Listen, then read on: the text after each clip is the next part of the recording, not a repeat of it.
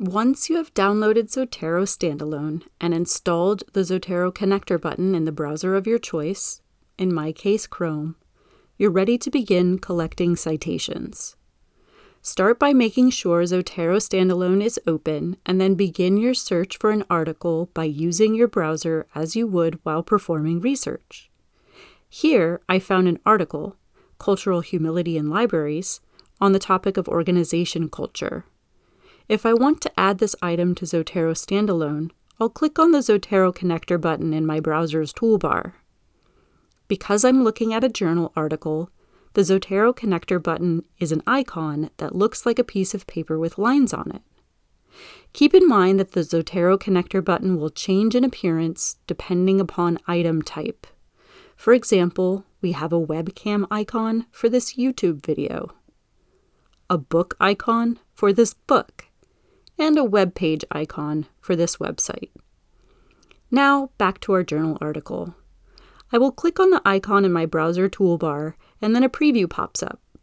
In the upper right corner, that lets me know that Zotero is adding the item to my library.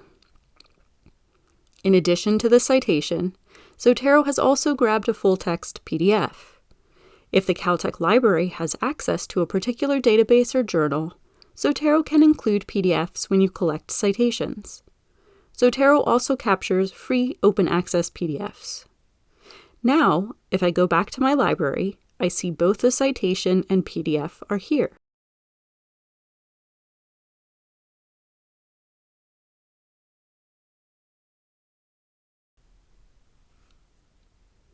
Speaking of PDFs, you can import PDFs into Zotero as a way of collecting citations, which is great if you have folders full of random PDFs like I do.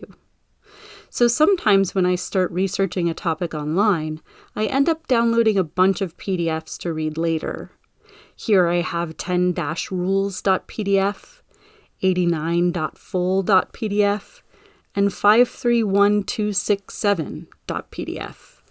At this point, I would need to open or preview all of these PDFs to figure out what they're about. Unless, of course, I import them into Zotero. So from this folder on my desktop, I'm going to select a few PDFs and then drag and drop them into my Zotero library. When I drop the PDFs, you'll notice that Zotero is performing PDF metadata retrieval. This is a function by which Zotero reads through the PDF to find information: a digital object identifier, or DOI, title, author, year, publisher, and then tries to determine if it can find the source of the information online. Zotero searches through Crossref, which is a database, and Google Scholar. When and if it finds information, it will transform your randomly named 10-rules.pdf into a full citation and also rename your PDF. You can see here we now have 10 simple rules for the care and feeding of scientific data.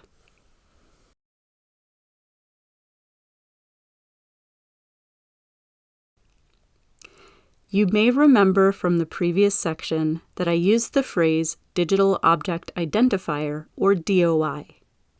A DOI is a unique number for a digital object found online. For example, a journal article, conference paper, poster, or dataset.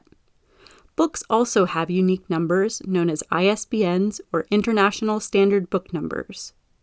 You can use these numbers to import citations into Zotero along with archive IDs or PMIDs, which are other unique numbers related to different fields of study. Here I have a list of ISBNs and DOIs. I can select and copy these DOIs and then go to Zotero standalone and find the magic wand icon at the top of the center panel and click on it. Now, in this field, I can paste the DOIs and click on Search. Here, Zotero is starting to add citations from my DOIs, using the same principle as before when I imported PDFs. Zotero tries to find the source of the DOI online via Crossref and Google Scholar, and pulls the information in to create a citation. In some cases, in addition to the citation, Zotero also grabs the full-text PDF.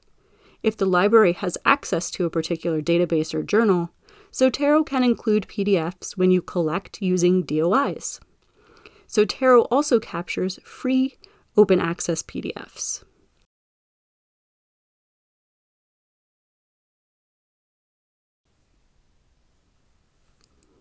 In addition to collecting citations with unique identifiers, you can import files that contain bibliographic information.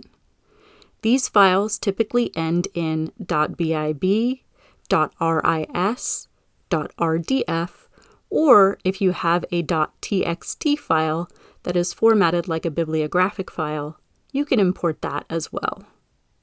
Here I have an entropy-citations text file.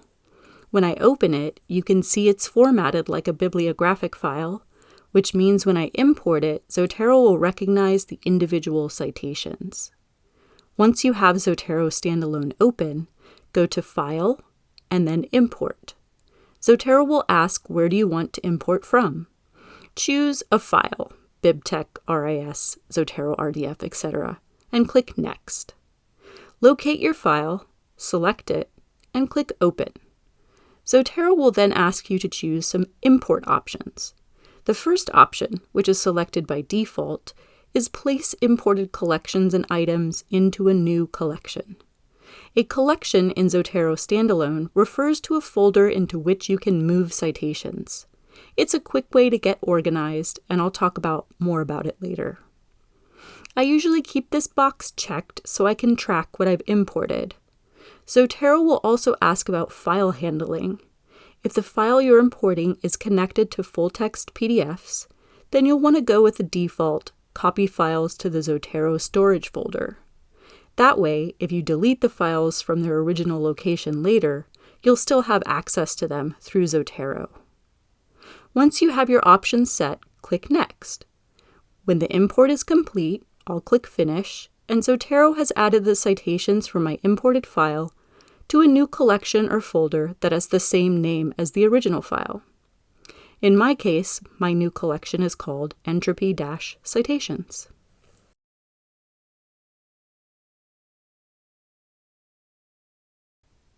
If you're unable to find a citation to collect using the Zotero connector button, or you're unable to download a PDF, you can enter citations into Zotero Standalone manually.